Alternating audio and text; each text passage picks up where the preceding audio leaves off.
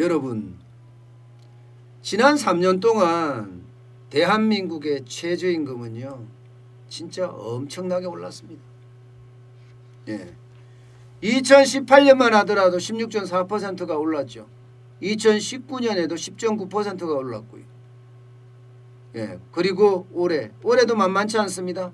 올해도 2.5%라고 이야기를 하지만 올해도 이미 밀려온 앞에서 워낙 많이 올렸기 때문에 그 충격파가 지금도 돌아가고 있습니다.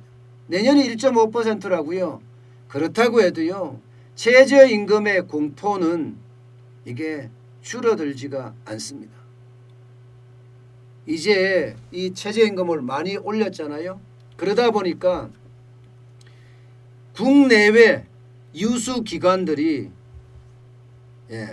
대한민국 최저임금을 너무 많이 올려서 수출이 굉장히 어려워질 거다 하는 예상을 내놓기 시작했어요. 이제 뭔가 지표로 나온다는 뜻이 지표로. 지금까지는 최저임금 올렸는데 그래서 기업 경기 좋아졌잖아. 이렇게 이야기를 해왔어요. 정부가. 기업 경기가 좋아졌는지 모르겠지만 말입니다. 몇몇 대기업 빼놓고는 다 나쁘잖아요. 그런데 몇몇 대기업만 콕 집어서 이야기한다 이거죠. 최저임금은요. 제가 늘 말씀드렸다시피 최저임금이 오르면 인건비가 오르거든요. 그러면 그 인건비는 어디다 부담을 시키느냐. 결국은 기업 입장에서는요. 제품 가격에 반영을 해야 돼요.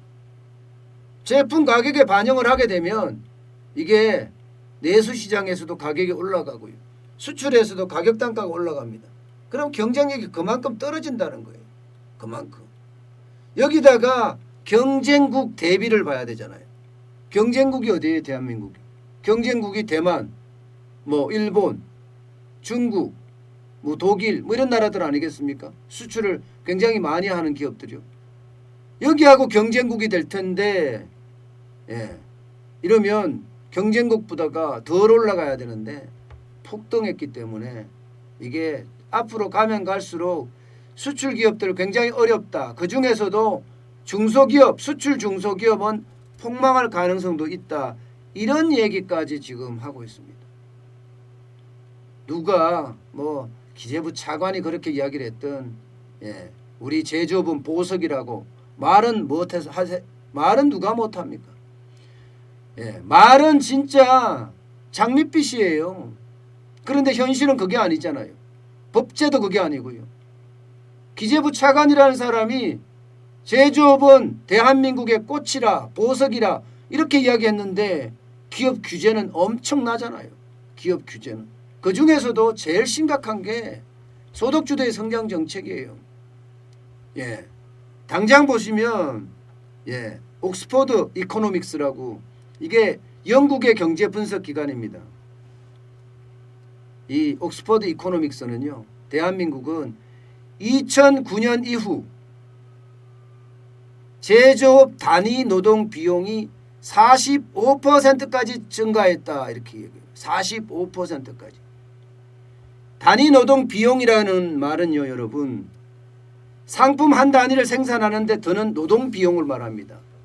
이 단위 노동 비용이 상승을 하게 되면 당연히 생산성은 떨어지고요. 또 가격은 경쟁력을 잃어갑니다.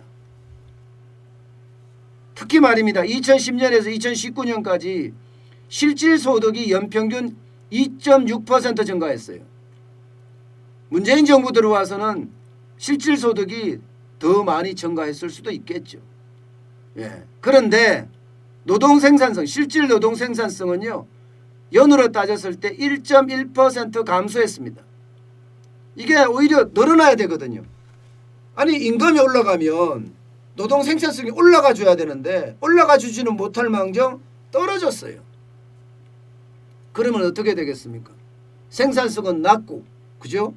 임금은 올라가고 그러면 가격은 그만큼 더 올려야지 기업들이 산다는 이야기예요. 그런데 기업을 계속 올릴 수 있느냐 기업들이 가격을. 이게 쉽지가 않다는 겁니다. 이게 쉽지가 않아요. 당장 단위 노동 비용으로 보면요. 단위 노동 비용으로 보면 야, 대한민국은 진짜 엄청나게 올라갔다고 하잖아요. 45%가량 증가했다. 45%면 폭등 맞죠? 예. 대만이요? 6% 올라갔습니다. 일본이요? 2% 올라갔습니다. 그럼 우리가 게임이 되겠어요? 게임이 되겠냐고요. 이거 게임 안 돼요. 점점 제조업의 수출 경쟁력은 잃어간다는 이야기예요. 잃어간다는 이야기. 이게 옥스퍼드 이코노믹스 영국의 경제 분석 기관인데 여기만 이렇게 이야기하는 게 아니에요. 미국의 비영리 경제 분석 기관이 있습니다. 컨퍼런스 보드. 이 컨퍼런스 보드도요. 대한민국이 경쟁국에 비해서 지금 노동 비용이 많이 올라간다. 이렇게 지금 해석하고 있습니다. 보시는 그림처럼 일본은 이게 2010년에 단위 노동 비율을 100으로 했을 때예요. 2010년을 기준점이 2010년입니다. 그때 일본은 76입니다. 76. 대만은 111이에요. 대한민국은 116입니다. 116. 이게 100 이러면요. 그나마 단위 노동 비용이 조금 올라간다. 뭐 균형점을 이룬다 이런 이야기고요. 116이면 많이 올라간다는 이야기. 많이 올라간다는 이야기. 많이 올라간다는 이야기니까 그만큼 상황이 좋지 않다는 이야기입니다. 이게 컨퍼런스 보드뿐만 아니라 해외 기관도 이렇게 하지만 국내 기관도 굉장히 좋지 않다 이야기합니다. 한국생산성본부. 한국생산성본부는요. 지금 대한민국의 단위 노동 비용 지수가 올 2분기에 104라고 이야기합니다. 104.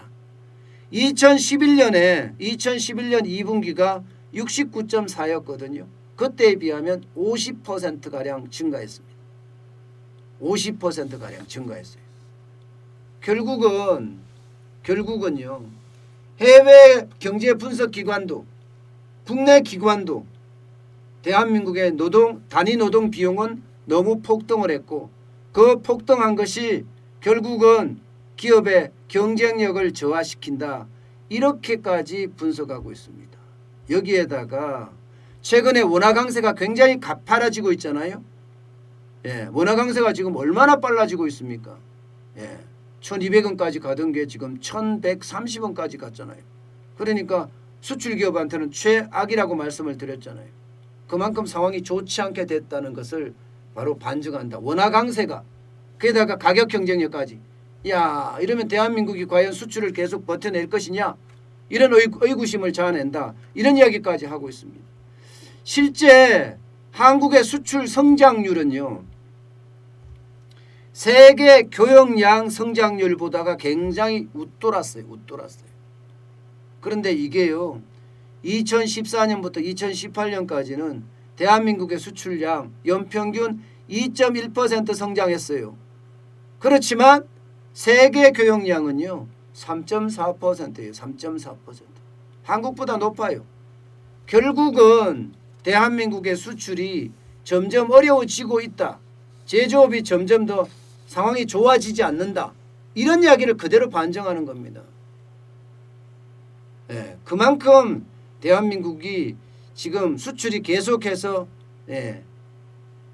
이게 경쟁력을 가지면서 대한민국의 핵심 동력으로 갈 거냐, 여기에 대해서 시간이 가면 갈수록 핵심 동력은 떨어질 거다 하는 게 경제 분석 기관들의 전망입니다. 저는 이게 어떻게 생각하면요, 우리 경제에 점점 치명타로 다가올 수도 있다. 그만큼 노동 생산성의 어떤 저하가 우리 경제에 미치는 영향력은 굉장히 커진다. 이렇게 분석됩니다.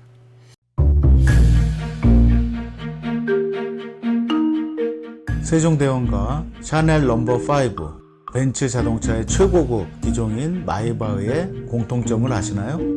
바로 침향입니다. 침향이란 동남아시아에서 자생하는 침향나무가 상처를 입었을 때 스스로를 보호하기 위해서 분비시키는 침향나무의 진액입니다.